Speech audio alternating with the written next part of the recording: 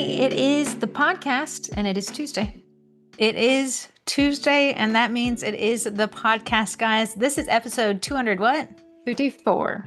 254. Thank you so much for tuning in each and every week. I know it's hard to tune in each and every week to these two voices. They sound like they're coming from the same body. They're not. We have talked ad nauseum over all things marketing, but I think we brought something new today, and it's GBB. Here's what I'm going to say, and we had to jump in, and I didn't get a quote for this week. Do you have one? You know what? If you talk, I will find my quote. Okay, yeah, I'll talk. I can yap. So We're going to talk today, and I'm going to jump in after we do a little onboarding for the podcast, but you can hash out, this marketing, it's ever changing. However, the foundations, the fundamentals are always the same. That said, the approach to them is like what I like to see. It's a blanket on top of all the fundamentals. So how you approach it, right? So kind of comparing it, you see men and women try to learn how to pick up artists, right? Where they go try to get dates. Some people use this approach. Well, this approach works better for my personality, or this approach works, whatever that is. That's kind of same thing when we're talking today. You get the fundamentals down, the goal, we need to sell, we need to move product. How you approach the goal is the strategy, and what works for one may not work for the other, or maybe you're better at this than you are at that. Kind of think of if you've ever gone to buy a car. Yeah. The salespeople running to the parking lot. They are. Each one's going to approach something differently. I went to a shoe store the other day, and it was funny. The kid, who was probably barely 20, had a strategy he was working through to sell shoes, which it was impressive. So first he says, to establish connection, he said, I've been inside all day. What's the weather like outside? Is it beautiful? Nice. Right. I see what he's doing, humanizing himself. Yeah. So and he was super smiley, super approachable. And I said, hey, I'm going to just, I said, it's kind of cold, but it's still nice outside. You'll love it when you leave. And then he said, have you picked your shoes yet? And I said, can you give me 5 minutes? And he said, I can give you all the time you need. He said, whatever you need, just put them right there. I'll make sure. Okay. So it's an approach, right? Yeah. Where other people might come in with higher pressure sales, which is the other salesperson. And you see, those are the different strategies that these people are taking. Now, Diet Coke. The kid was very friendly. He needed a friendly strategy. He would not work with that personality with a high pressure sales environment. So what we're talking about today, this good, better, best, is an option for your strategic approach to sales. Okay, what's your quote? Okay, my quote is, essentially, a good, better, best approach ensures you can address everyone's needs. It helps you provide options for different situations and gives you flexibility. And that's a sumo quote. I like it. Can I do an aside? Sure. It should be outlawed to have to edit yourself in a podcast each week. It should be outlawed, but you also figure out your best features. No, I'm figuring out a feature I don't like, and I'm going to tell you what it is, because it only shows up on this podcast, not when I look in the mirror. It's when I look down. Sure.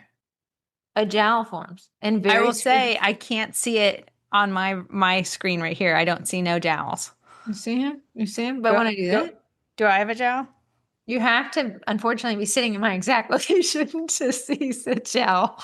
I see a little sunshine where a jowl could be in the formation. I was, this whole weekend, I was like, is it because I'm smiling too large? But that's not, I guess, maybe the jowl right there. If you guys have a jowl solution, please text into the podcast at 571-556-5644. A tightening cream. It's going to be a facelift. It's going to be, I know. I know. So jumping into, this is the Sugar Cookie Marketing Podcast. We're a Facebook group. It's called the Sugar Cookie Marketing Group. If you see us post links to events and you can't ever see what the event is, you're not in the group. So just go find that group and join it. You can join it by answering all the membership questions. If you have an issue with the membership questions, which I think is like a bigger glitch on iPhone, you can always message the page and we'll get you in. But the Sugar Cookie Marketing Group kind of takes aspects that we see posted about throughout the week and turns them into a podcast, so you can kind of see what's coming and what's going. Yeah. The great thing about bakers is your business can be whatever you want it to be. Like car sales. I used to be a car salesman.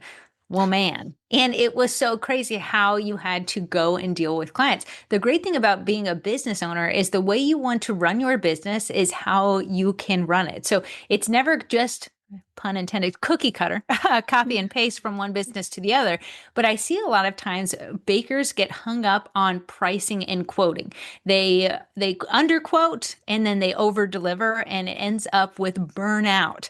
So a lot of bakers go to what's called tiered pricing, and the tiered pricing model makes it just a little bit easier on the baker because you put the decision and the option onto your customers.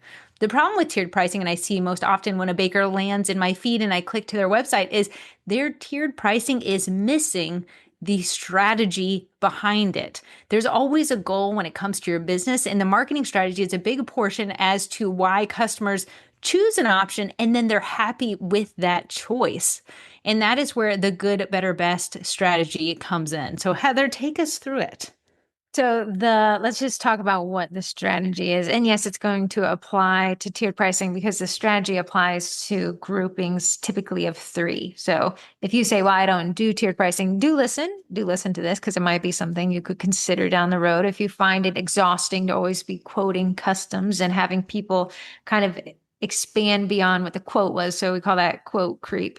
But I also want to say it's the bakers who expand beyond their quote. So a baker likes to get the sale, so they'll quote as what they really actually figure they're going to do with the set. As it comes time to the decorating, they over deliver because they want to chew a new technique. They want to do so many different designs. And then you end up being burnt out, but you did it to yourself. And that's because you didn't hold yourself strict. I think sometimes, oftentimes, I'm the oftentimes and sometimes good customer service is the buzzword. Yeah. But we think of it as turning on ourselves to increase the scope creep. But we were like, but the client will like us more. The client will buy from us more. Yeah. And that is a faulty strategy. Ask me how I know, because instead of a client saying, thank you so much. Wow, you expanded the scope here and I didn't even have to pay for it. Now it becomes an actual expectation. So when you walk that back, because you are getting burnt out and you're like, well, Absolutely. I added that gold lettering because I thought it would look nice. I didn't charge you for it. They're going to be like, that's not a me thing. That's a you thing. I don't see why I should have to pay for it now. It never works out the way you want it to. They're like, It never does. thank you for the It gold lettering. Golly, gee willikers, you're the best. They're like, gold lettering is now expected in the pricing. You just quoted me. And it's Yeah. not on me that you switched that up on me. Right. So It, it feels so nice to do it. It's not a nice thing in the world of like personality disorders. It's a covert contract. If I add this to your scope here and don't tell you about it, you're going to like me and respect it when I don't do that again the next time, right? But yeah. it creates a lot of frustration. Right. Our goal as business owners is our bread and butter is repeat customers. So we do the hard marketing at the beginning. We spend the dollars, we spend the hours, and the goal is to get those customers coming back so we don't have to market as hard. They are our bread and butter in business. And if we're always losing clients because of this issue, we got to figure it out. We got to make sure there's hard boundaries for ourselves to stick to so we can have the reoccurring clients. Yeah, either you end up hating your clients and your clients end up hating you. So it's not a savvy thing. We love our repeating clients, and our repeating clients are the cheapest because we've already spent the money to acquire them. So the good, better, best strategy, the GBB, I'm going to read it here. It's a tiered pricing model that boosts revenue, increases the sales price, and improves conversion by offering three distinct tiers: entry level, value focused, and premium. So those those three phrases are also important to this strategy. They match a customer's needs, and by implementing this, increasing sales by up to 30%. So Corey and I talked about, where do we see GBB strategy? I am, and definitely in this economy, a sucker for that in gas stations, which hilariously typically have 3-octane options, right? So Yeah. gas is expensive now. It's still not as expensive as it was when Corey and I learned how to drive. Yeah. That was PTSD. It was almost $5 when we learned how to drive. So that was what, 2000, 5 or 6. 2008? Yeah, right there. 2000, yeah, Yeah. 2006, whatever.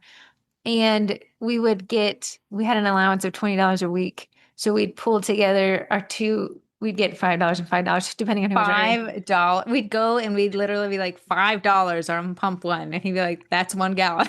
That's what I got. We had this vehicle, which was the coolest car, but it had a funny type of engine, it had a rotary engine. And the problem with the rotary engine is you couldn't do quick stops and starts. You couldn't, turn the car on, turn it off, and turn it back on. But we would Yeah. go in and say, "Can we get a gallon on pump one?" And they'd be like, that pump isn't working. So Corey and I'd start the car, move it, and then it flooded out the engine, and we got stuck. So have a little PTSD. But now I have a car, newer cars or performance cars want higher octane gas, right? In this economy, I look towards the mid tier because in my brain, I'm like, well, the lowest tier isn't going to be good. Not when the car wants high octane.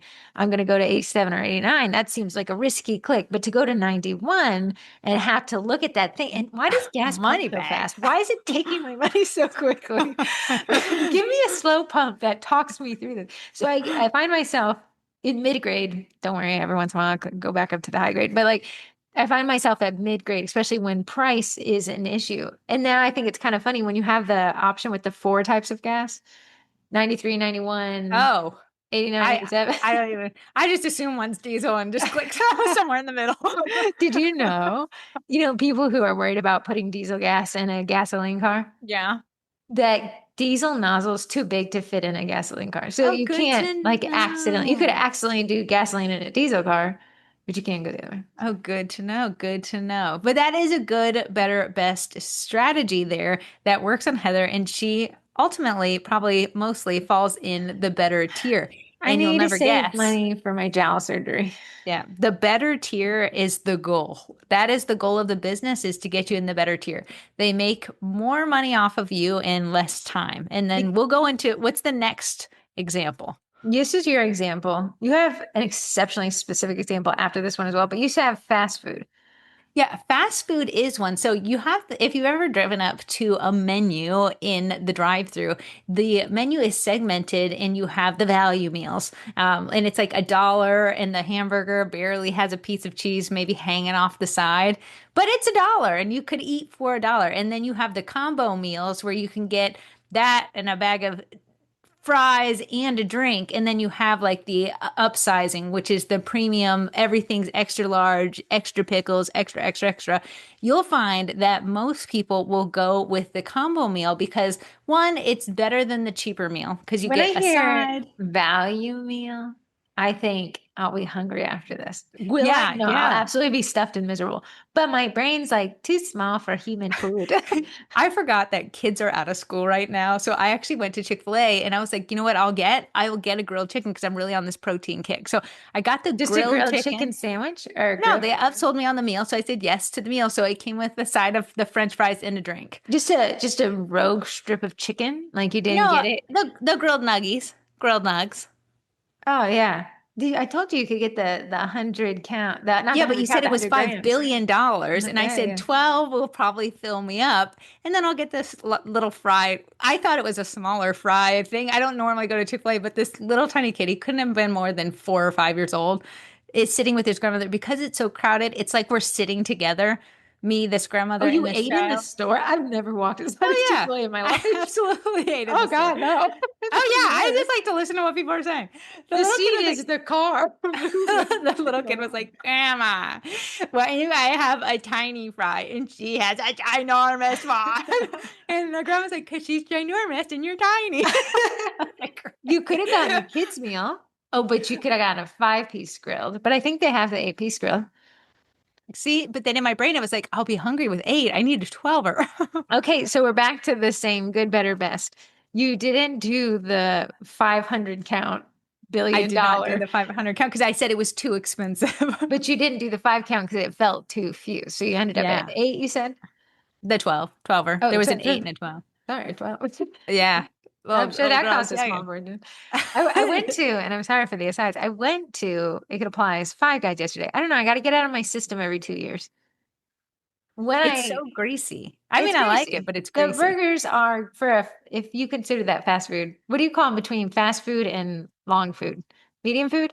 Yeah, Because I medium. had a wait, but I had a peanut. So, um, my complaint with it is, my brain fell into this strategy is I should have gotten, they call it something, if they don't call it a small, they call it like a cutie patootie. I don't know. There's a smaller burger where it's just one meat sack. Like Yeah. it's just one patty. But I Meat got the sack is normal, disgusting. I got the normal burger. It just said cheeseburger. I got cheeseburger, but it came with 2 patties. But she was like, do you want to add a fry and a drink? And I said, absolutely, I do. And she's like, do you mind if they're small or whatever that cutie patootie phrase was? And I was like, no, I'm Yeah, fine with that. But in reality, I should have gone to the smallest of everything. I would have spent less. They would have made less, but they caught me in this good, better, best strategy. they did. They did. And my next example is lawn care, landscaping. I was like, Corey, where are instances where you see good, better, best? And she was like, landscaping contracts. I was like, Yeah, how because often are you seeing me? we've had clients have been landscapers, and I see these landscapers come and leave these little things on our door trying to get business because spring is around. And it's a good, better, best strategy. They can come weekly and mow your grass once. Totally fine. You probably get it for the summer, but then they can come and they can seed at the spring and they can aerate. That's your mid grade. But if you sign up for the extra, the mega mammoth, they'll do like your fall cleanup, fall seeding, blow your leaves Trimming, away. the Yeah, whole everything like that. mulching, yeah. Their goal is to get you in the better. For them to just drive out and do two swipes over your front lawn, I live in a townhouse, so it's very small. That's not worth it to them unless they had a lot of clients in this area. Their goal is to get you to upgrade a more expensive thing. They're a little bit longer, but you see a lot more value because now your grass is greener because they were able to seed it. They're watering it when they're there. So you get happier as a client because you got an upgrade, and they're happier because they're getting paid more. They're getting paid more and they're doing, I would assume between what is from the better tier to the best tier is a lot more involved. So if they can get you in the Yeah. better tier, you feel like you got the maximum blend of value versus price, and they get the maximum blend of price versus effort. I agree. So they have to price themselves. They obviously can't take a loss at their highest tier. So they have to price it high because if you do say yes to it, it needs to be worth their time and energy. But that's why it's priced so much higher than maybe the mid and the lower tier because it is all the perks plus it's worth it for them now. You'll see this when we get to the issues with this strategy is it can get dangerous in that you could price this in a way that drives people away from what you want. Yeah. Right. So the Yeah. goal of this is to get people into the better. It's not to get them into the good and it's not to get them to the best, which sounds counterintuitive when we want everyone to spend the most money. Like Corey said, if you're suffering from burnout, no, we wouldn't want them to spend the most money because that it requires the most effort from us. Right. So Yeah. getting a lot of our customers within this better is a win for both them and for us. You can output enough. Like if I would think in terms of a best for cookies, I'm thinking of gold, uh, handwriting, lettering. Tons of lettering, 12 different designs, That's a lot. I can hear toes curling while they're yeah. listening to the thought of Yeah. this. So you, even as a baker, like, ugh. And as the customer, your price should make them go like, ooh, and then we end up on the better. Again, a strategy. If you say I want everyone to end up in the best, that's a different type of strategy than what we're talking about today. So streaming services, which now are a lot more competitive. The example being, I don't mooch, I pay for. Corey mooches off of my pay for And to our. you mooch off of my Paramount Plus.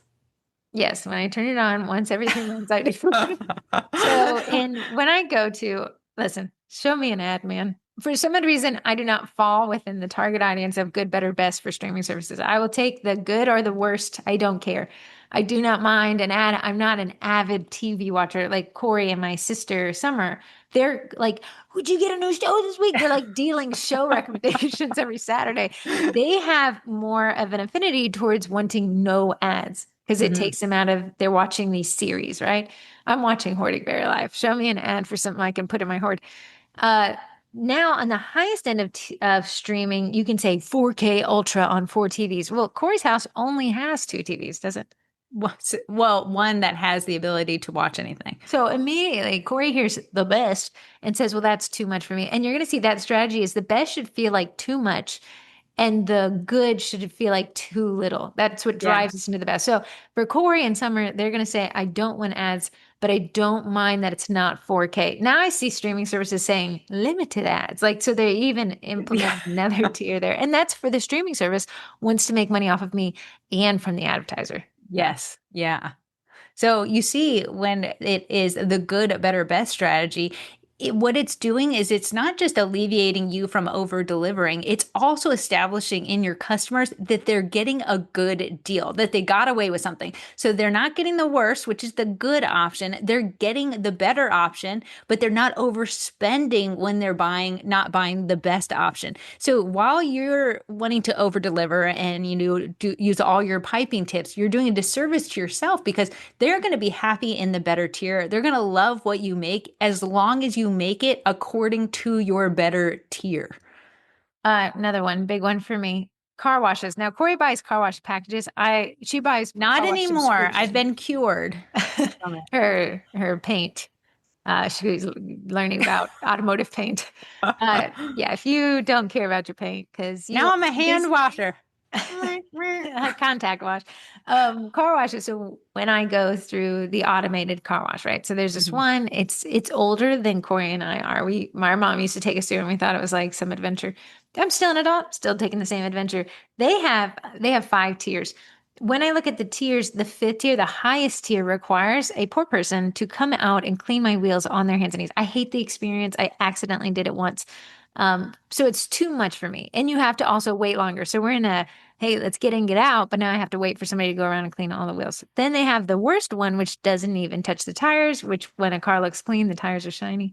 Yeah. Right. So I fall right there in the middle with just enough. And you can see when you go to the car wash line, they have around 4 to 5 options. It's too many for the strategy, but you can find yourself looking towards the center and saying, well, one of the, almost you eliminate the top and the bottom and say, of these three, which one's for me?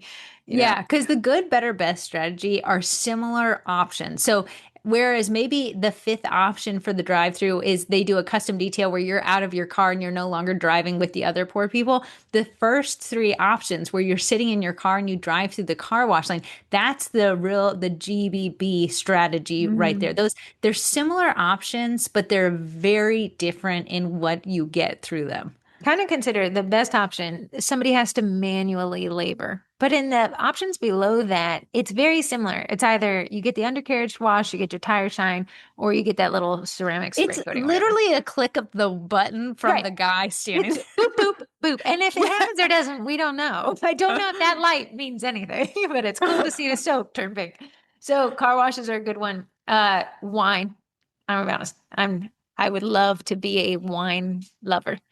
I'm a wine not knower. So, and this one has been studied because it's pretty interesting. I read it in a couple marketing books. When you go to a restaurant, most people opt for the better wine. They do not go for the lowest priced and they do not go for the highest priced. Their logic is my logic. If it's lowest price, it probably tastes bad. It all kind of tastes bad to me. Yeah. I'm so sorry.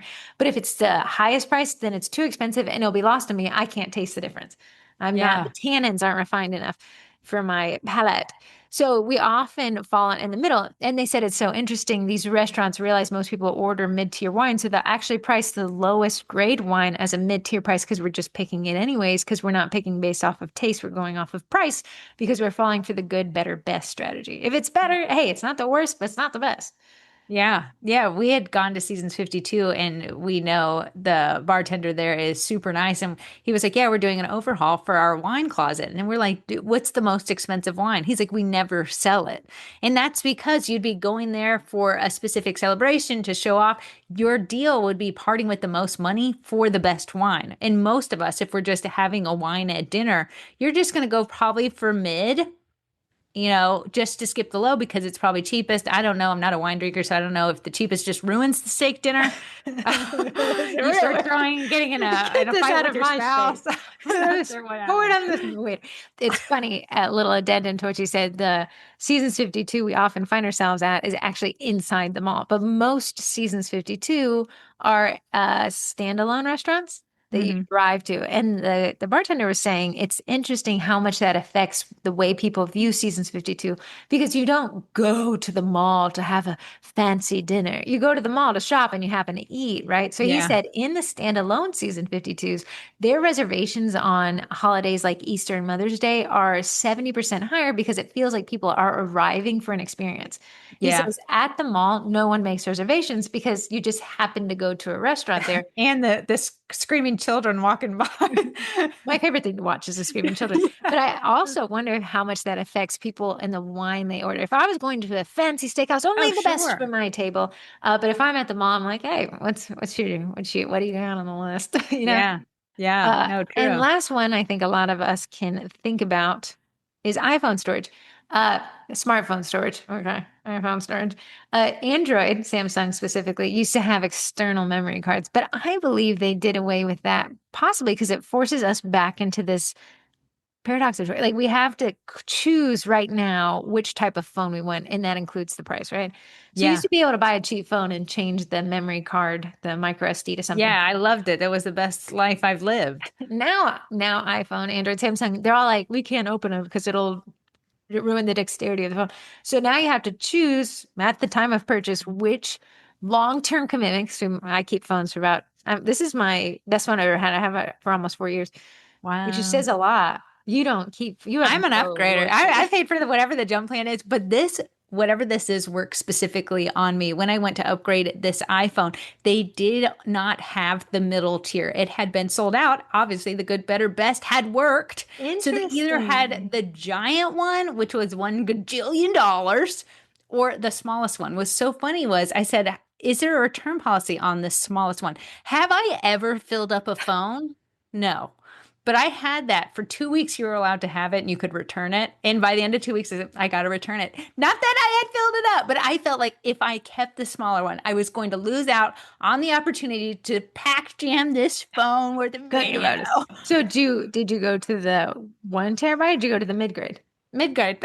But man, Did you right in have the to middle. order it? Because it was their most popular, they got a new shipment Oh. that day. So I was able to upgrade and I didn't have to order it. So you're telling me you could have just been patient for 2 weeks? And you know what? I I know talked you to had an myself and existential crisis about I it. said, how dare you be so gimme, gimme, gimme? I have something new in your hand. Which also you're trying to be better about your phone storage. I have to, I'm one to say, digital organization and everything, but Mhm. all of us, we all get sloppy. I'm tend to like keep things pretty organized. Then I'll let them get a little out Whack. of whack, and then it causes me extreme amount of anxiety, and then I go back and clean it all back up. But I said, well, it's time to upgrade the phone. My little case is no longer holding on to the little pop socket. So I have gotten sloppy with cleaning up this phone. And I'm just going to wipe it all out because I said, if we keep it on, I'm so sorry. I'm getting off on a tangent. Really, I'm having a call to the altar moment for myself. Delete the photos. Because when we go to transfer data, it takes Yeah. Yeah. And okay. you don't want to. Here's the thing. You have screenshots of things you'll never use. Or If you maybe I put that will. on the new phone, you've already taken up space on your new phone. I know. I know. I know. Get out of I my know. head. So Listen, I those are had the same talk to myself. those are examples of good, better, best strategy. Think about how you go throughout your life. It is surrounding you everywhere. Businesses love this strategy, and it might be a great approach for you if you find yourself heavy burnout for customs, and we'll talk about that in a second, or if you find yourself, I like tiered pricing because it lets the tier be the bad guy. It So you're does. like, It here's does. this amazing thing. And if you don't want it, that's okay. You just opted out of it though, because you saw what it was and you opted into this. So we're definitely not doing anything on that list because you opted out of it. We're definitely doing stuff on this list, you know? So what are the tiers? To kind of think about it, good is entry level. So when you hear entry level, we always think like builder grade, whatever these phrases are, these like bottom rungs. Bottom rung for if you're a baker would be two colors, two designs, no lettering. So I think of it as a way of a birthday set. So what's a kid's two favorite colors? Orange and yellow. Okay, orange for the base of a few, and then, maybe a birthday hat on some, a balloon, a very, very basic set. Two colors, easy to mix in the kitchen. It's a good set. It's not going to be one that's going to get us a million likes on social media. It's not going to be one that wins us prizes, but it's an option there. And all the good option is to one, make a few sales. Not all of them, but it does To open you catch, up. yeah, we want to catch the budget busters. Like the people are like, well, Yeah. I'm really strict on my budget. So either it's a no or it's the good tier. Yeah, so you do catch a few sales that maybe people who wouldn't necessarily submit a quote, because a lot of us bakers do it by the quote, like submit what you want and then I'll quote on it. By offering this good tier, you can get a lot of price conscious people ordering from you. The sets aren't going to look amazing, but it's going to be a quick turnaround and a quick money maker. The better set, that is where our sweet spot is. That's where we want our clients to order. It's both beneficial to them, but also beneficial to us. But you have to be very specific in what the offering is, because if you are over delivering past the better set, you're going to create angry customers when the next time they order a better set and you literally deliver on the better tier and they're like, but I only have 5 designs here. Right. You're like, well, that's what You're you robbing ordered. their expectations, and then you're robbing from your bank account when you inflate your better to be your best. Yeah. So what you want to do is make sure that your better tier is is your moneymaker. So we don't want a million different colors or a million different designs. If we're doing it by the dozen, maybe 4 different designs, you get 3 of each per dozen, and you're doing 4 colors plus maybe the color white. That's why I see a lot of bakers mix it out too. And then I would suggest doing one name. So a lot of times you have people ordering for birthdays. A lot of them, they want their child's name on at least a few cookies. So that'd be a way to, you're introducing lettering, they get more colors. The designs aren't going to rob you because you're going to have 4 different designs. So it's not going to be crazy. You're not using all the cookie cutters you have, but it's a really good set that you can make a really good birthday set out of that. I would say, kind of, if you want to feel what better is without your ego leading you here, is which order, if you like, that was the order I got for the rest of my life, I'd be fine. Yeah. That would be my bread Yeah. and butter, my bread and butter. So that order where you're like, I'm comfortable, they're comfortable, they are happy, I'm happy. That's going to be what is going to guide the better tier. I'd never say, oh, I'm looking at our orders for this month and we didn't sell enough goods.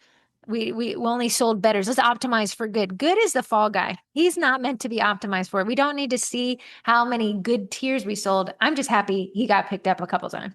And that is actually in our discussion. It's called cannibalization. That's when your good tier overtakes your better and best tier, and you start robbing yourself of your moneymaker, which is your better tier, because so many people think the good tier is good enough. So if you do this pricing structure and this strategy, and you see a lot of people ordering the good tier, you got to go back to the drawing board because you have set it up incorrectly. Would you make the good worse, probably, or the better better? I would make the good worse. Great.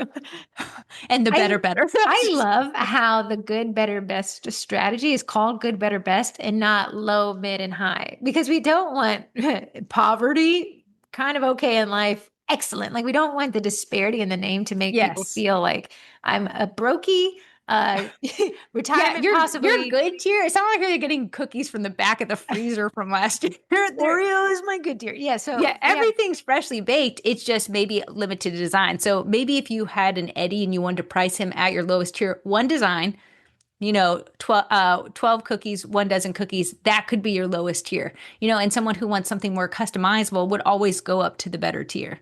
right. We need the good guy, the good tier to be the fall guy, the better to be our bread and butter, and the best to just be a decoy and possibly scoop up some more money if somebody wants all of that. Great. Yeah. You can always wipe your tears with dollar bills, right?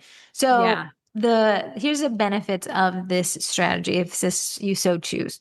The good, better, best strategy reduces decision fatigue because we have 3 options. You Yeah. can feel it yourself when you go to. I was listening, maybe this would be my twin intellect. I was listening to a documentary about Chick-fil-A and its success, and it is one of all the fast food restaurants, it's one with the fewest options. Also, it's Funny. all chicken. So Yeah. really within there, you have a few sandwiches, you have a few types of chicken strips and chicken nuggets. That's all you get, right? It's not this overwhelming, endless list of things. And because of that, it reduces decision fatigue because Corey's not deciding which of this option. She's just deciding a numerical value, right? Yes. Yeah. How many of them. Yeah, in and out and on with life pretty much is how I feel like Chick-fil-A is. Like every meal is going to taste the same. It's going to taste good. It's going to be warm. It's going to taste the same. Right. So you can go to Chick-fil-A and you kind of know what you're getting. You're going to fall within strips, nuggets, a sandwich, right? So Yeah. maybe a wrap if you're getting crazy. But we're getting the same exact thing. When you see bakers, and I often find the best indicator of this is if you had to put all of your options on an 8.5 by 11 sheet of paper, is it really hard to read the text because it's so small? Yeah. That would Yeah. mean you have a lot of options. And it feels and this is the analysis paralysis paradox. If I offer more, people will buy more is oddly counterintuitively incorrect. It If is. I It offer is. more, people will buy less. And that was the jelly test that they ran in a shop. I think they had ran a test and they had only 8 options, and they ran the same test again. They had 24. And the day that they had only 8 options, they sold more jam jars than the day that they had 24 because people don't want to lose. We are more loss averse than we are wanting to gain stuff. So that means if I buy this jam, did I lose out on 23 other better jams? Our brain weirdly says, then don't buy any jams. I'd rather lose out on them all than to feel like I lost out. And that's why the good, better, best also is super handy. They're only losing out on one option, and it's an ugly option. So it's easy. They actually feel relieved that they didn't go with the good option because they want something more customizable. So they're already in a better mood. And that is the end goal for our clients. Where bakers really get stuck, and it's as hard to do. You have got to differentiate your better versus your best and make them starkly different. If your customers are looking at it and they can't tell what's the difference, you're not doing the price anchoring correctly. The best has to be like, wow, that's a lot. Yeah. And you get so much that the better option looks like the best option for them. I know that this is going to sound conflicting with popcorn pricing, but we're not talking about the monetary, the numerical value. We're talking about, focus back on my jowl. We're talking about the options within the tier. So what Corey's calling, it's called the luxury gap. That's the problem. Ensure that the jump from better to best is justified. If it feels like it doubles in price, but not in value, you're going to have an issue. Yeah, because people will be like, they're going to be confused. Like, why is this double the more? And it's not like you get twice as many cookies as the better ones. This is design details. You get 3D florals, hand painting, 12 different designs per dozen. It looks so much starkly different that people are like, wow, definitely too much for my 2-year-old's birthday. I'm going to stick with the better one and I'm going to feel good about it. Bakers often in their menus, it's so close. And we use terms like a lot of lettering. What does that mean? What's a lot? Is your name long? When I think about gold and the generate gold shortage of 2025 Mm-hmm. leaking into 2026, to source a gold that is easy to work with is hard to do apparently because I see the Yeah. question, when is it coming back in stock? So I would add that to my best tier because that's something I don't want to deal with. The stress of having to source this. What if it's not what I thought it was? What if the formulas have changed? So I would put that in my best tier. I think sometimes when we think tiered pricing, we think how many cookies. So you Sure. get 6, you get 12, or you get 24. Like that's not it.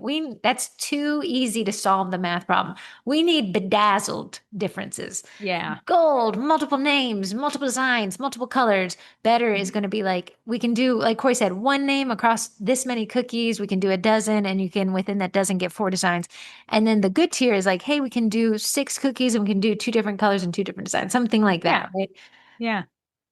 Yeah. And that is the good, better, best strategy. The reason why it was top of mind is because we went to Red Robin this past weekend and they had overhauled the menu and the sides. They've always been known for their potato wedge French fries. That was still a side, but then they had upgraded side. They had 3 different side options to choose from, and you'll never guess it was good, better, and best. The way that my brain looked at before I even decided to go down the rabbit hole of this marketing strategy was I wanted the broccoli. The steamed broccoli on a plate is sad.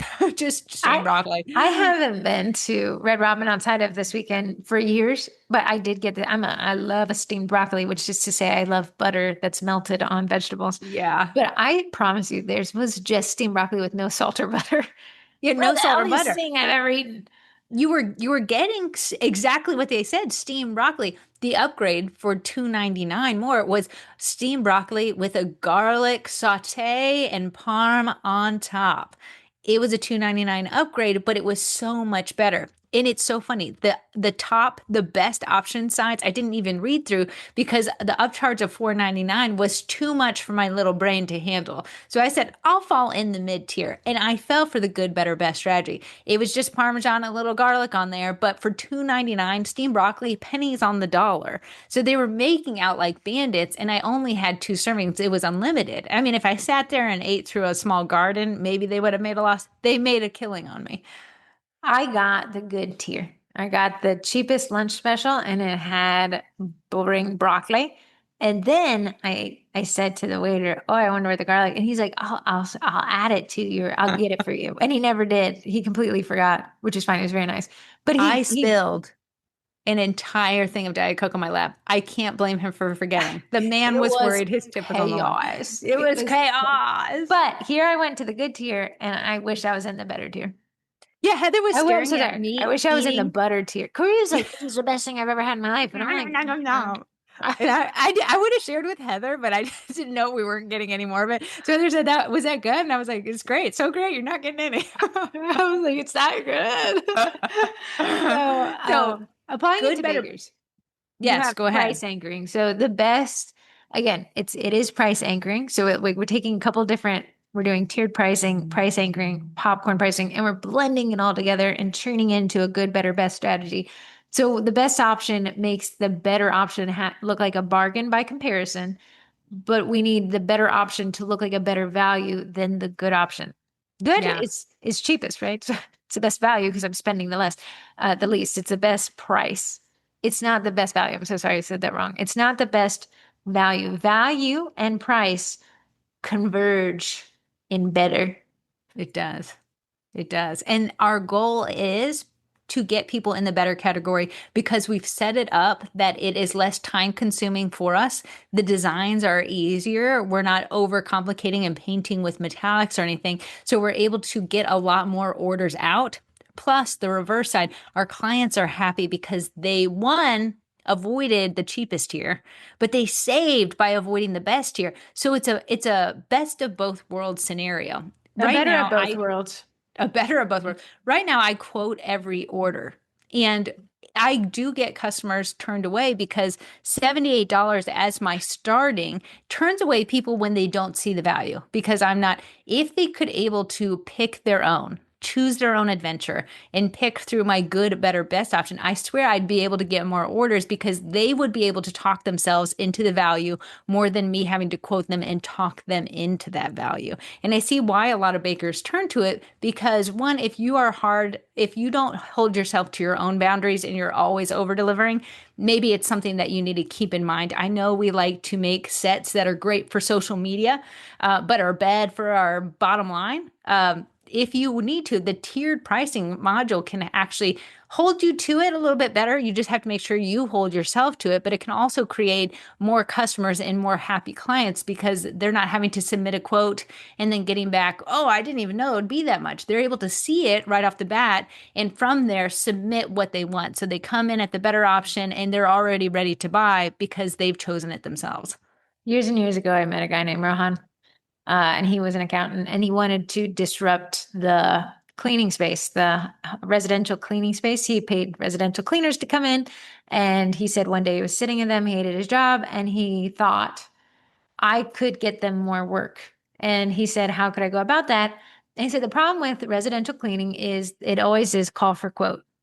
And Yes. I have no idea what it costs to clean a house. I have no idea what it means. Like the call for quote gives me sweaty anxiety, right? Because I Mhm. just like whatever it is, I'm not gonna like it. They're gonna see me coming from a mile away, add a surcharge here. It's going to be difficult. So he said he created a software that allowed the consumer, the resident, to check off the things that they wanted, and they could see the quote right there. Nobody was staring at their house and saying, can I, get one over on these guys.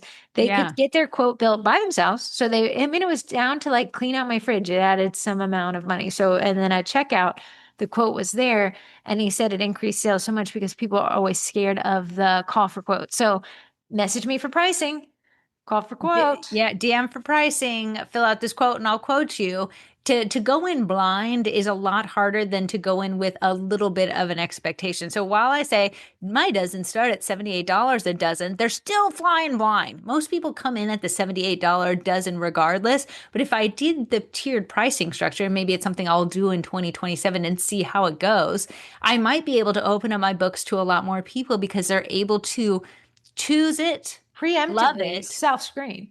Yeah, If I can sure. see that 78 is my typical, but I have this tier for 58, then I'll know like, oh, if I wanted to squeeze it in, I could get it here at 58, but I could Yeah. get, whatever it is. In a weird way, having my dozen starts at is a form of tiered pricing. It's just secretive, It's one extra leap over because they're still having to submit it and get a quote, and then the price objection can be there when the quote comes in higher. If I say my doesn't start at 78 and I always come in at 78, I probably will get a lot of happy clients because like, wow, shoot, I came in at the lowest here. A really, really common example of this and really publicized is window stickers on cars in dealership lots, right? So you Yeah. say, okay, I want a Toyota 4Runner. So, okay, the 4Runner comes in this now. There's so many packages, but there used to be like the base model, the tech package, and then Oh, you had the it was called premium. Jeep does it. I always sit behind a Jeep. It's Jeep Limit. It's Jeep Limited, Jeep Unlimited. I want to give me a limited Jeep, please. I have hit my limits. I want to be limited. Yeah, now there's a lot more packages and stuff. Okay, I have an Acura. You have the Acura Integra, the Acura Integra A spec, the Acura Yeah. Integra A spec with tech package, and then the Acura Integra Type S, right? So there's four. A lot of us look, and the way that they design the car is that the base model is unappealing. And that's why we always say the base model is a rental car. Yeah. When you go get a rental car, it doesn't have the bells and Bells whistles, it and just whistles. has four wheels. Then you say, well, that premium pricing, ugh, that's a lot. Let me fall into these mid-tier ones, which turns out Acura is mass producing the A spec with tech Absolutely. package. The biggest fan of the Integra is doing the Type S, but the majority of people just need the A spec, a little bell, a little whistle, and they're ready to go. Right. So you kind of consider that when you go buying a car, they're trying to get you in that better tier. And it's not a bad buy. It's the blending of best value versus best price. Yeah. Yeah. So, compromise effect. Human beings are naturally wired to avoid extremes. So we often shy away from the cheapest for fear it is the cheapest, it's low quality, and we shy away from the highest price for fear, somebody's trying to get one over on us. I know I use this example. I had to sell that motorcycle and I didn't want to sell it I wanted to sell it for, for what I wanted to sell it for. Yeah. So I created a spreadsheet of all the exact same motorcycles for sale on the East Coast because most people, they could probably ship it within a couple hours, but they wouldn't ship it from the West Coast, right? Yeah. So I came up with the lowest priced one and the highest priced one, and I actually came in one under the highest priced one because I was greedy, I guess. But no one was buying it was funny. The guy who came to buy the motorcycle in the end, he said, I saw that cheap one. I feel like something's wrong with it. Because we just don't know. Why is it cheaper? Do you know something I don't know? Yeah, when Brian had said he was selling a Viper and he was selling it super cheap, just wanted to move it. He said nobody wanted it, added 10 grand to the asking price, and suddenly people were like, you know what, I want that one. Nobody Yeah. wants the cheapest Viper in the nation because that feels like the biggest sucker in the nation, right? You're going to get stuck with this giant repair bill. So finding the blend of better value and better price is a safe space. And the last one Corey has here is the customer segmentation. It allows you to serve different types of customers, budget conscious. We don't want to say no to those. Yeah. Uh, so Corey's right. Right now I start at 78. Well, I feel like that's your better tier, but you It don't is my have a better good tier. tier. And I don't have a good tier. So I do lose out on people that could potentially one day order from my better tier because they're not even getting the opportunity to order from me. Right. I'm not, sometimes I am a good tier person. Sometimes. You know what? Sometimes we are good tier people. Sometimes I'm willing to go good tier. But so if you have good, better, best, you can have the budget conscious and the best person. We live in a really, not me anymore. I live in the budget conscious area of West Virginia. But in Northern Virginia, it's extremely high cost of living. And Corey will be like, you deliver to that one lady and you're like, her house is just, bleh, it's so big. And Yeah. she's like, spare no expense. Our older sister is a best tier buyer. She's the best tier. She She think does not want to lose out. Her gifts mean she loves you. And if she's buying the better, she doesn't love you the best. So she's typically buying the best because she thinks it speaks highly. Right. So when you have this three-tiered pricing strategy with the good, better, best overlay, you can still get the goods, love them, and you can still get the best, love their money. Yeah. But most people should be falling within your betters, and you can audit your, let's say you do this for a couple months. You can say how many goods, how many betters, how many best did I sell? If you sold more best than betters, it's probably got a structure issue right there. If you only sold goods, there's probably a Yeah. price issue there. Yeah. So So our things to watch goal, out for. Sorry, we had last tier. Corey had mentioned it, cannibalization. And that's what we're saying is if one of these, the good or the best is eating up from the better, we got to go rethink something.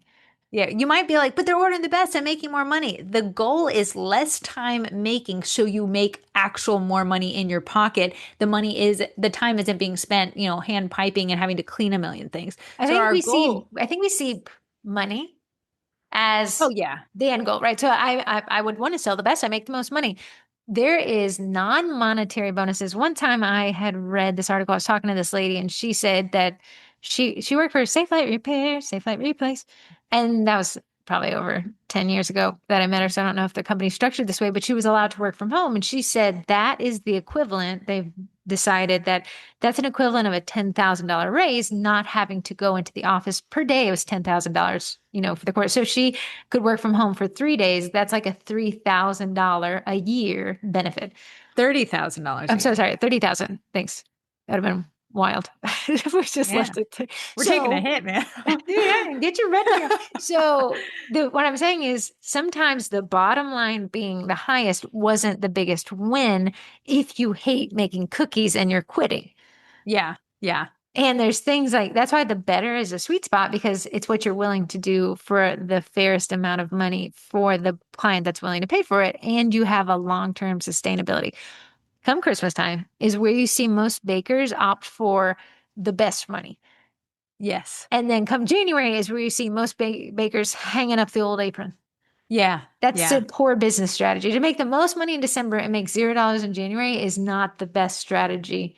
Then We you would need have to to, divide your December money with your January no income, and you've made half of the amount. You probably made a normal amount in December right. if So you're if doing that. we line December with better money and January with better money and we stayed in business, the thing is, they're not just taking out January, they're quitting. Yeah. Yeah. And that's the goal of the good, better, best strategy. The better isn't to be like, well, now I can't be creative. No, the better is I'm now avoiding burnout. I'm doing a lot of birthday sets. Nothing's going viral on social media, but I'm happy in my business. Virality on social media. I see it happen is like someone goes viral. Awesome. I couldn't imagine. The feelings got to be phenomenal. And then you see always that Mun Bin printer printing shipping labels and it's never Yes. ending. But then they have more issues that they didn't predict. They have low stock. They have shipment issues. They have forgotten. They have customer service issues. So going viral, that would be really hard to sustain that completely.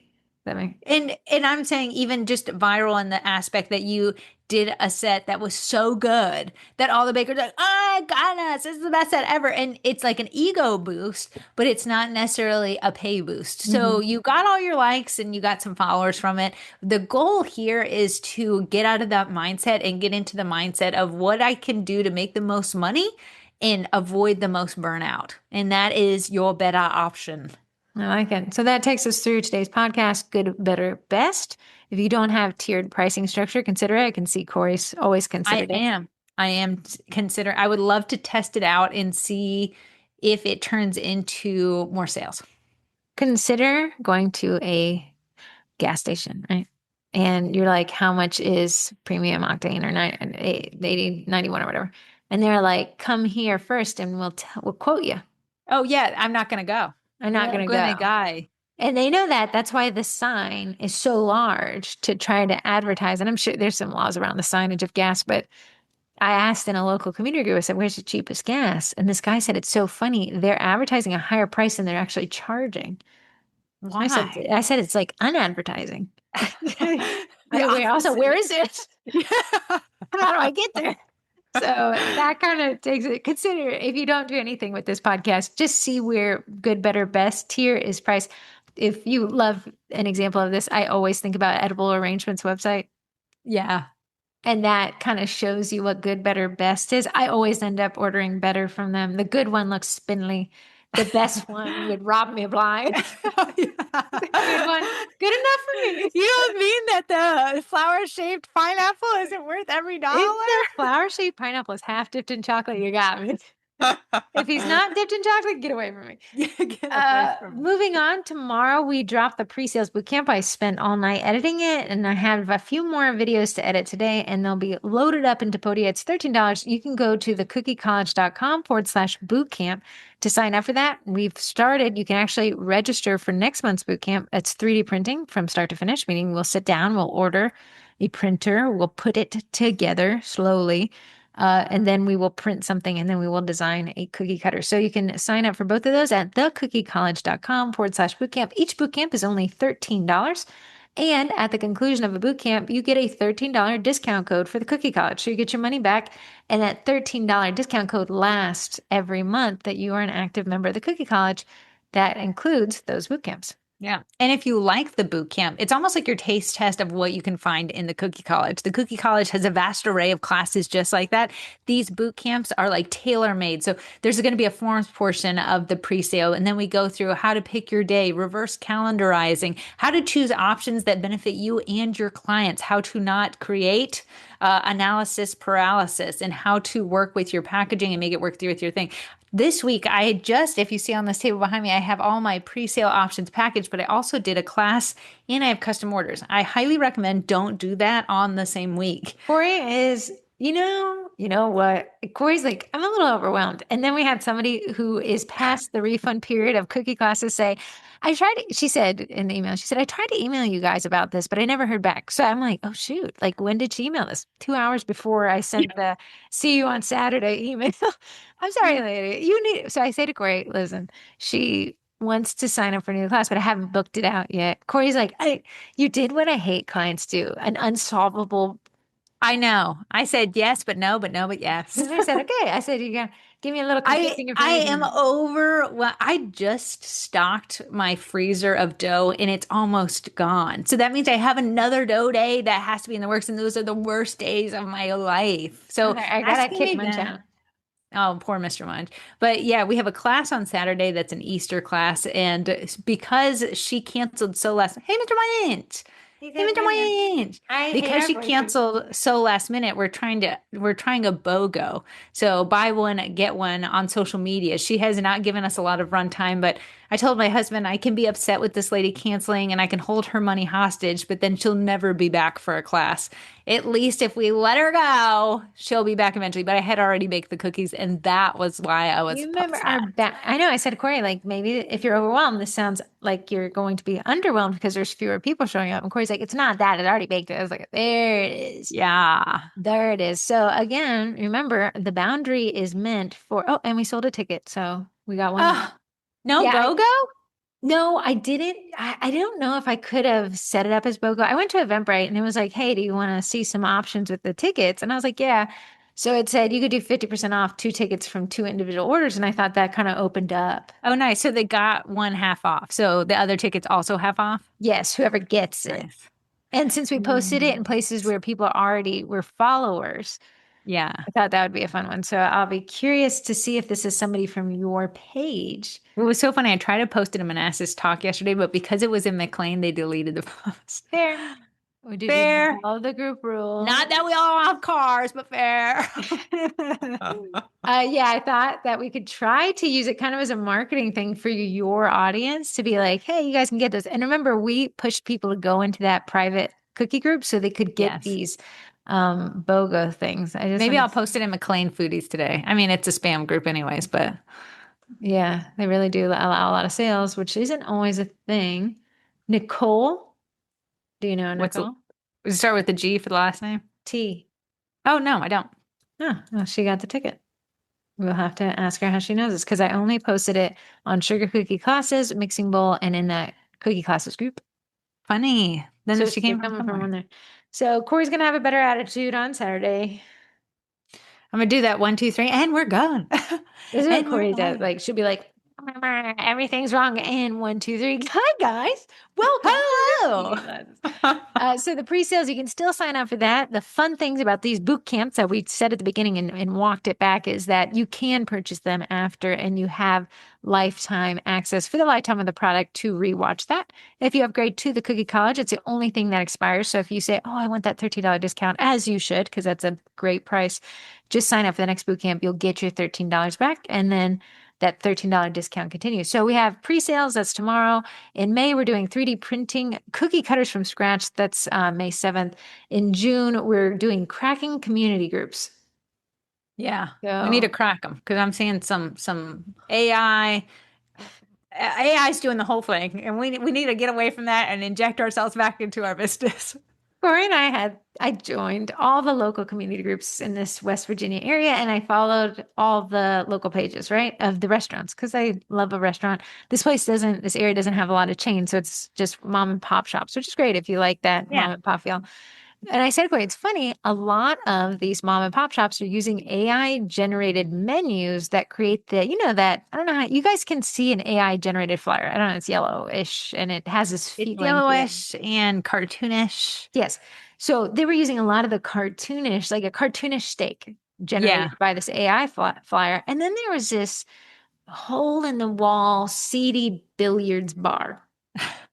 And it took that whoever it is had a plate of steak in front of them and just took a photo with a phone from circa 2010. yeah. It's probably a flip phone in my heart, and it was poorly lit. And I said to Corey, it's a terrible photo. However, I prefer it over the AI generated flyers because at least I know what I'm walking into. And that's a thing with the customer expectations to over deliver in a post in a photo because AI generated it and then they come up and they pick up and it's not as great as the photo, you're going to have customers that aren't happy and they might never write a bad review, but they might never come back. That's something we want to avoid because our marketing time and the energy we put into it, AI is there. It's a tool to use, but I always say it's a starting point. And that's why we Correct. have a boot camp about food photography, specifically cookie photography. You can snag that. I break it down as easy as it can be. We start from the bottom and work our way to the top. So it's easy to digest, and that's going to help you make more sales, set customer expectations, and get more return clients. And that's the goal. This guy who flips cars outside of Texas, I'm not friends with him on Facebook, but he's very popular. So his posts show up on my feed all the Sure. time. He writes captions that these people think are very funny. However, oddly, he opted for an AI caption the other day. And every comment is like, we don't like the AI caption. Like, wow, they really wanted the guy's personality and not the AI caption. It's just an interesting disparity there. And then July, we're gonna shoot for using Procreate to design cookie sets. And just some Procreate hacks, downloading it, understanding the basics of how it works and how you could design the set and export that to a customer. If you choose to do that, not everyone designs. That would be a great thing to add to your best tier. A Mm. drop with two editing options where they can come in and make edits to the line.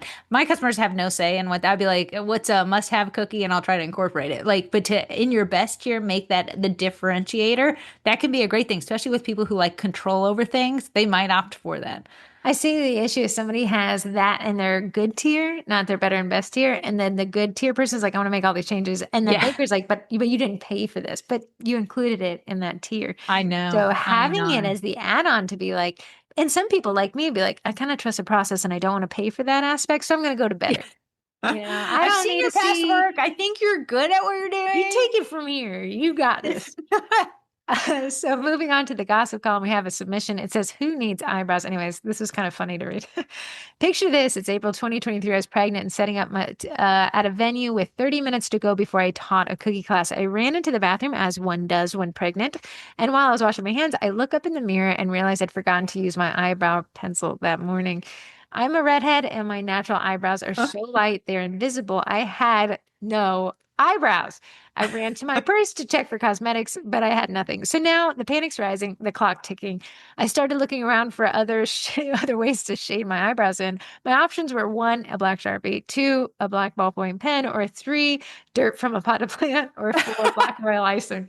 Yeah, I was thinking seriously about dirt when I realized that a regular old number two pencil would probably do the trick. Oh, yeah, I yeah, tore around the venue and I finally found one in the industrial kitchen attached to the classroom. I used it to shade in my eyebrows just enough so to see that they do indeed exist. And I was relieved that I wouldn't have to appear in front of my class with the main feature of my face missing. So, ladies, make sure that you use your eyebrow pencil before you leave for class. I think this is hilarious. Our That older is sister hilarious. is a Red redhead hair. Yeah. and her eyebrows are blonde. So she actually gets them tinted, which sounds like an additional cost. But she was like, but if I don't, then I have to draw them every day. Because I'm sorry, it was like Miley Cyrus, and she recently shaved her eyebrows, and it kind of gave this like alien kind of look. I think Yeah, that's I what she was think, going or for. they were editing out. Who knows? Yeah. AI right now. You know, yeah, there's this news channel that takes a celebrity photo and makes them 10 Yeah, times I don't like it. exaggerated. I don't like it. Yeah, but anyways, if you're missing eyebrows, like if you have eyebrows, I don't look at them. But if you don't have eyebrows, it's the only thing I can see. That is a good goss call right there. Last year at What's Popping Con, this was my bad. So their website is so cute that I think Amy's husband is the graphic designer and web host. Yeah. And the way the drop down of the schedule was, instead of reading like Heather and Corey Miracle at 10:30 a.m., I thought it was like Heather and Corey Miracle at 11:30 a.m. Whatever, I was an Mhm. hour off. So we get a call from the hotel that where the convention is. It's the Kent Hotel, the Kent Convention Center, and they're like, "Hey, you go on in 5 minutes. Are you here?" And I was like, "Oh my, like I'm not ready yet. Like I don't have any eye makeup on." But I looked at Corey and I said, "You know what? Who cares? Let's go. We're doing it And there's live." a little pencil on the brow, good to go. So yeah, it is though. Like if you miss a piece of makeup, like I always forget Oh, some along the way. I thought sometimes I always forget I'll do mascara on one eye and not the other, but mascara makes one eye look way different than the other It like eye. opens the eye, and this Yeah. one looks like a scrawny One, miniature eye. one's a little baby eye, one's a little big eye. Yeah. So that's a hilarious gossip column. I will post the link for this I love this kind of stuff. And if you want to vent about your clients, you can. Okay, our calendar countdown. The Pipe a Park collab is coming up in 2 weeks. Corey, have you gotten your cookie ready? Oh, have not yet. I can't Ye- even think about it this week. I will do it next week. Oh yeah, you're overwhelmed. We can't talk to her. And Overwhelmed. We're doing Main Street May, and I'll get that posted here next week. What's Poppin' Con is in 2 weeks. That's in Kent, Ohio. I'll have mascara on, maybe, maybe not. You'll have to be there to see. And Corey and I are speaking on Saturday at 4, but I'll have to confirm that because I Please don't trust do. myself. Please do. Then the Vendy Blendy is on Black Friday and that's 34 weeks away. I do think the year's flying by. Just me? No, it is, but it is a struggle to get through each week, friend. Corey. Specifically this week. After Saturday, you'll act like a whole different I know. person. I'll be rebirthed. I can't wait. April Fool's Day is tomorrow. Trust nobody. Easter is in 5 days. That's on Sunday. That's why our cookie class is on Saturday. It's Easter. Yeah. The Teacher Appreciation Week is 5 weeks away, followed by Nurse Appreciation Week. Mother's Day is 6 weeks, but I polled you guys, and apparently nobody bakes for moms. Graduation is a big one. It's in 10 weeks, and last day of school, which is contingent on your area, is 11 weeks. Question: Sure. graduation or last day of school, which one is a bigger seller? So graduation, I never see it as a pre-sale kind of thing. That's more custom orders. So the custom orders have come in for that. For Last parties, day of grad parties? Yeah, last day of school, you could do a pre-sale version for that. I don't see a lot of people ordering custom orders for that. More so, you could want maybe a DIY kit for your kids to do on their first day off of school. Question. Um, I was thinking last day of school was teacher gifts. a lot of people do. Most people do teachers' gifts on Teacher Appreciation Week. Oh. Last day Only of I school. say, I thought Deed, who was a teacher's aide, got a lot of uh-huh. gifts on the last day of school. You do, but the majority of people from a cookie standpoint buy for Teacher Appreciation Week, and then I get like a half of that will buy for the end of school. But Teacher Appreciation Week is really when you're trying to check your boxes for your teacher, have your kids finish strong, you know? The Hey, get last day that of A, school, man. They can't give you any more grades. You're working on next year's teachers. It's crazy. There's a fire truck and an ambulance, and they're driving at the speed of sound because I can Oh, hear. nice. I can hear. When you have an ambulance and it's loud coming at you, and then it passes you Yes. and it changes the tonality, what's that Yeah. called? Oh, I did not do well at this in high school, so I couldn't tell you. Mr. G, I see him teaching it. I can't remember the name. Doppler effect. Doppler And that's the effect. sound waves being pushed, and then they leave. Who's at the front? Thank you. Come to me next week for your next science lesson. Cool. We have the STL Me About It segment sponsored by Cookie Design Lab. I just dropped the digital downloads and the STL print file. You get 7 print files. I think it's super cute. The STL file is created in Cookie Design Lab, and now it's super easy to reverse the cutter. Sizing is super easy. You can round the handle, and my favorite part is you can put text on the cut wall. What was so cool about Cookie Design Lab, the first time I used it, someone had sent me an AI photo, and the AI was like kind of like 3D. So I had to kind of form the cut wall around this image. This last time I gave it a little clip art, and the clip art had a black outline around it. It made it in 2 seconds. I Oh didn't yeah, have to do it one loves thing. if you give it a PNG, a Oh, transparent I said that was PNG, great. it wraps around that sucker immediately. I was And like, sometimes I'm I like, couldn't do this. I couldn't do it better if I wanted to. Brent. if let's say, okay, sometimes I make a cutter and it's got a crease, and Corey be like, no, that little point's gonna ruin people. You Yeah. can just drag these little points, and that it's a pretty cool software. So go to Cookie Design Lab. If you didn't win today's text in questions because you did not text into 571-556-5644, use code TWINS at checkout for 15% off. 15% Okay, off. It's such two a cool texts. thing. Two I'm going to texts. choose number one. Number 1 is 210 area code. So if you want to email me at heather@sugarcookiemarketing.com, I'll put you in touch with Amalia and you can start your Cookie Design Lab experience. She says, is this a text in line? Am I on the podcast? If so, yay for me. And hi, ladies, I have a question for you. I like buying cookie accessories, obviously. And as I've been cutting out hundreds of egg cookies for Easter, it dawned on me that I'd rather have purchased this cookie cutter and cartoon bundle from you too. Oh, thank you. Any plans to come out with cutters or things, stuff we can purchase to support you both? Things that aren't quite at a price point of the class memberships, which if I'm being honest, I cannot swing those payments currently, but I'm working towards scaling that side of my business this year when my youngest starts school. So possibly in the future. Anyways, I love your groups. I love the podcast. I've learned so much from you guys, both about being in business at 44. I've never imagined I'd be eager to learn. So thank you for sharing your brains and your time and your talents. Happy Easter and many blessings to you and your families. That is a great question. That's so nice. You're currently in the digital downloads because I think that egg one was a digi download. Am I correct, Egg Heather? cookie. Remind me of it. A cookie You cutter did and an egg oh yeah. shaped. So That's the current. Yeah. the That's digital downloads is not a member. It is a membership. It's $10 a month, or you can actually buy these print kits for $10. So the membership's a better deal because you get all of them. But you could buy them at one time. If you don't like recurring memberships, don't blame you. But you can go and get the print kit. It does require a 3D printer, which we'll be doing a boot camp on. It's a lot more cost effective than you all think. Look at Corey. Move your shoulder to the side. Look at that. Printer has not stopped printing since I'm on Corey without a filament. trusted me, since Corey trusted the process. So thank you so much. That's a great question. We've been trying to do it with the the transfers are $2, but the digital download kits. And then we have some of the old cookie classes for sale at one cost versus the higher priced membership. Yeah, as far as like extra things, we don't have that. One time we had a drop shipping company. We didn't make anything off it, but you could get like a little wraparound bag, a backpack or whatever. Listen, We didn't really. the fanny pack from The, that drop, I use it all the time. yeah, You'll pry a fanny pack from my cold dead fanny because that is a great way to carry stuff. it And then really honestly maybe is. if I wear the jacket big enough, it looks like I have a badonkadonk too. So But no, thank you so much for even, offering to support us. The way that you're supporting us in the digital downloads is awesome. And that we couldn't thank you enough for it. We don't have a lot of physical products because I'm working in this little townhouse type of space. And, it's not something we could have done cutter shops, but there's so many great cutter shops already out there. I think STL files are the way to be now that I have. Corey. A 3D printer. Corey had that 3D printer for a year.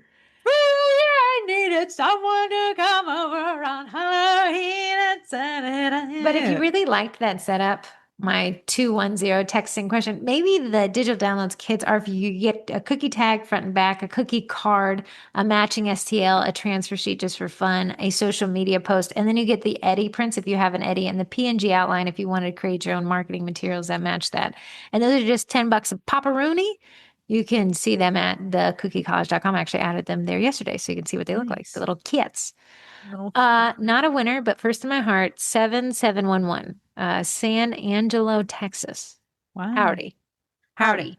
I have no idea where San Angelo is, but it feels like it's the southern tip. It does. Hi, twins. I feel like I ask this a lot, but can we still do the Pipe Apart collab if we don't do decorated sugar cookies? I love the idea, and it would be a chance to use one of my spring flavors. I make Mexican pastries, but understand if I should wait for maybe the Main Street collab instead. So glad it's coming back my way. Thanks, Kelsey from Texas.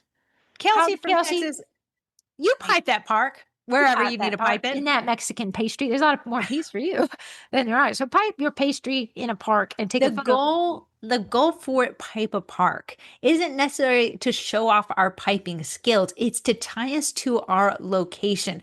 Customers buy from those they know, they like, and they trust. When we can tie ourselves to a location, so a park that's near you, a popular park a lot of people have gone to. One, you're humanizing your brand because they're like, wow, she goes there. I've been there. You're also tying yourself to a location. Oh, I've heard about this place. I didn't know she's right down the road from it. So the goal is not necessarily what you're baking. It's choosing the right park that's near you that people can identify with and that humanizes your brand. So definitely join us in on it. There's a local car show. It's in McLean.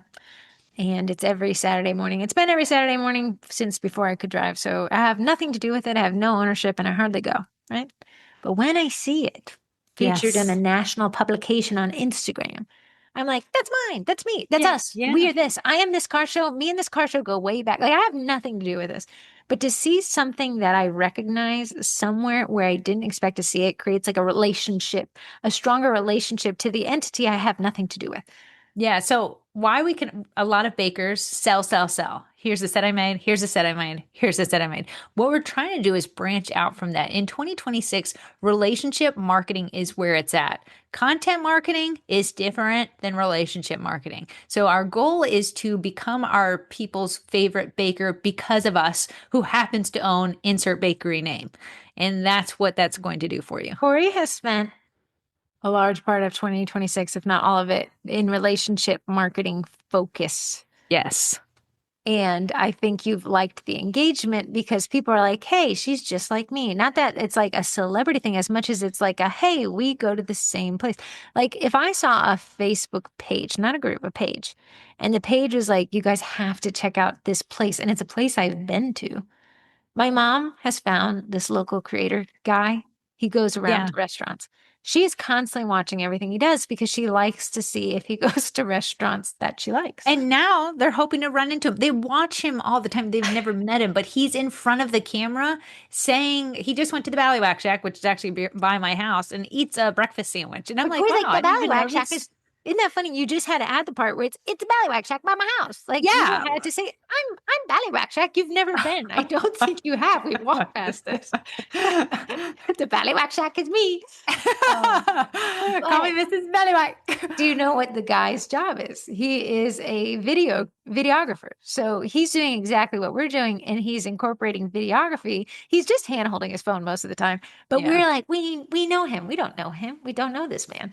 But my mom's constantly being like, me and Summer, I think we can find him at this place.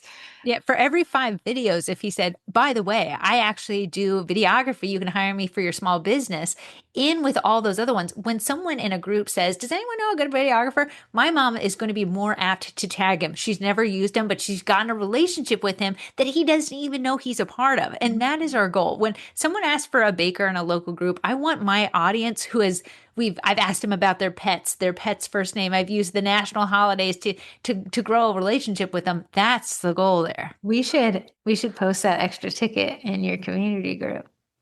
But it's sales on Oh Saturday. yeah, shoot, we missed the I'd have to Saturday. delete you.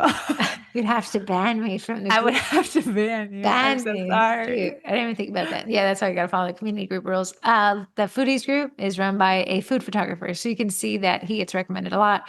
Corey runs her local ladies group, and they recommend her for cookies. So Yeah. you can kind of see that relationship is not always selling, can be a version of selling. Yeah. Great questions. Do Great you questions. have my Please join us. Twinterest this year is Corey's pumpkin spice loaf. We're I we're ate it. not on Twinterest. You haven't done the sponsors, you boob. Dude, don't say that on the podcast. Corey calls people that, and it's offensive in every way, but she does it all the time. I do it all the Cookie time. Design Lab is the STL software we just talked about. It'll be a part of next month's Bootcamp as well. That's the software I'll be using. They have a 7-day uh, pass, which is great if you're like, I'm not 3D printing all the time, but just some of the times. And the code TWINS works 15% on that pass as well. Nice.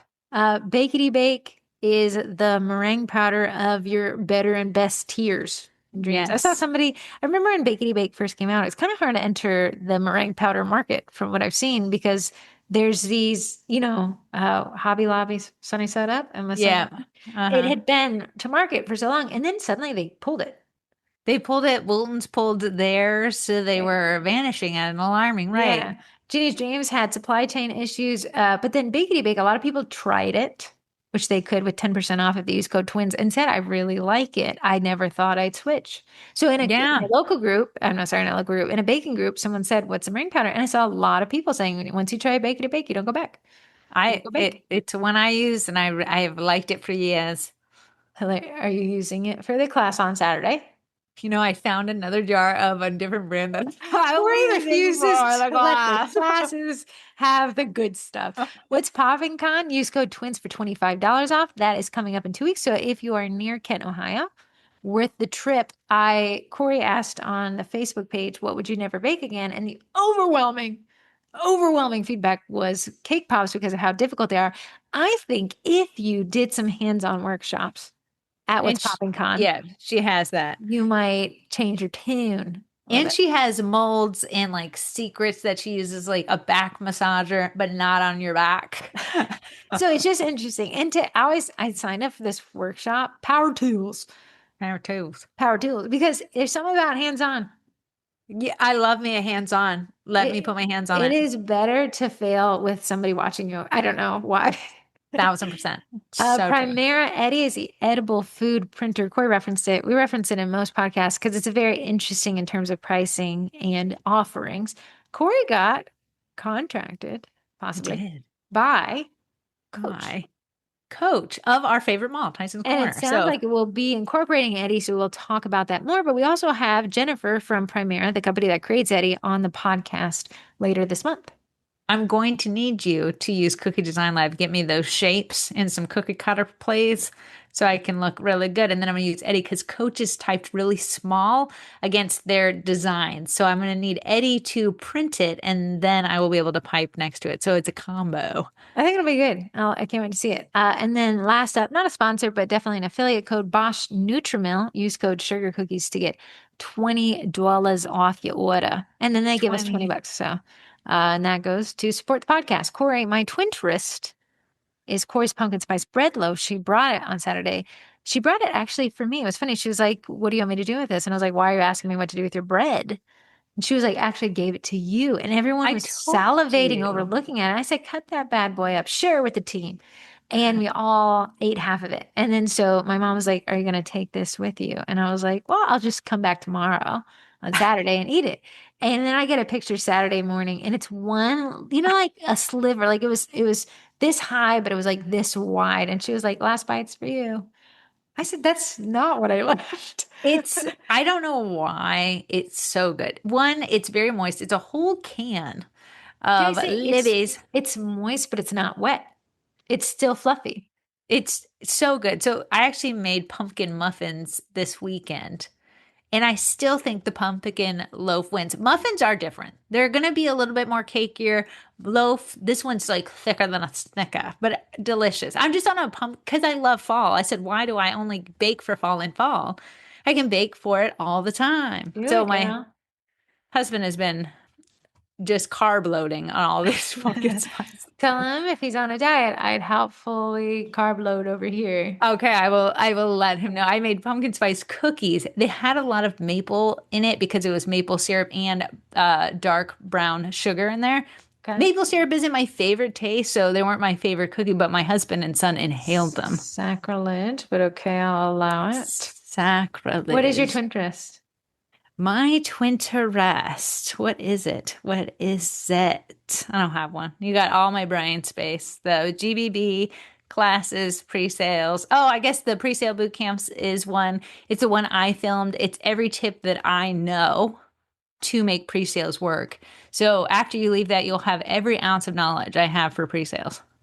And do you like pre-sales? I think you do. Here's the reason why I do like them. But the problem is I also like custom orders because custom orders take the anxiety out because you know exactly, you can book your books out months in advance. Whereas a pre-sale, you typically drop it maybe a month or a few weeks before it. You don't know how much you're going to sell. Specifically 6 is what you said. So we've made a worksheet off of reverse calendarizing 6 weeks out to the Yeah, no, that's the goal. I saw people dropping their Easter pre-sales literally this week. So I said, wow, they got a lot of work to do in a little bit of time. So doing custom orders in a week where you have pre-sales, it's a lot of work. Add a cookie class to that. It wasn't You're our best timing. It's so funny. You know why we're teaching this cookie class? No. In Bootcamp #1 in-person cookie classes, I took them through how to create an event in Eventbrite, and we created an Easter class, and then it published, and somebody signed up for it immediately, even though it was just an example. So you and I said back in January, we're doing it live. So we left it up, and now it's this time. And you know what? That's poor planning on me part. That's poor planning on me part. We'll use the cookie class kit. We've actually taught this class almost every year since the class kits dropped. Oh yeah, yeah, we did. I think it's been 3 or 4 years that we have a lot of Easter pictures to pull from. Yeah. My twin intellect, I was I moved to West Virginia, so I was watching some a lot of corruption here, a lot of government corruption. And I think that's why it's an untapped market. Don't worry, the data centers, there's a whole group on anti-data centers in West Virginia. But I thought one thing was interesting. There is this county, it's in the southern part of West Virginia, so about 5 hours away. But it was about legalized brothels because most of the economy in this area was through coal mining. And once the mines were mined and steel pulled out, then it left a lot of these towns to fail. 90% unemployment rate. Wow. But one of these towns, okay, it was illegal, but it was so corrupt that it was almost legal that the steel companies would bring the coal miners there for, I don't know. Yeah. Stuff. Anyway, so that was in the late 1800s, early 1900s. And then fast forward to 1980.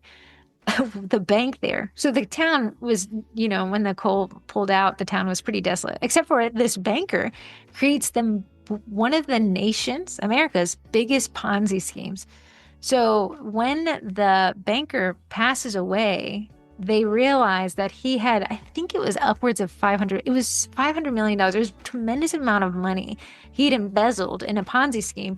So they see him taking out of this bank in this southern West Virginia county and buried the records. Why? Oh, so the FBI comes in next week and unburies the records, and it's, a bunch of people lost their life savings. So that was my twin intellect there. Corruption. But it seems like now it's changing. There's a New River Gorge. They said we got to go check out where you can walk under that big bridge. You're going to go. Oh, yeah. Yeah.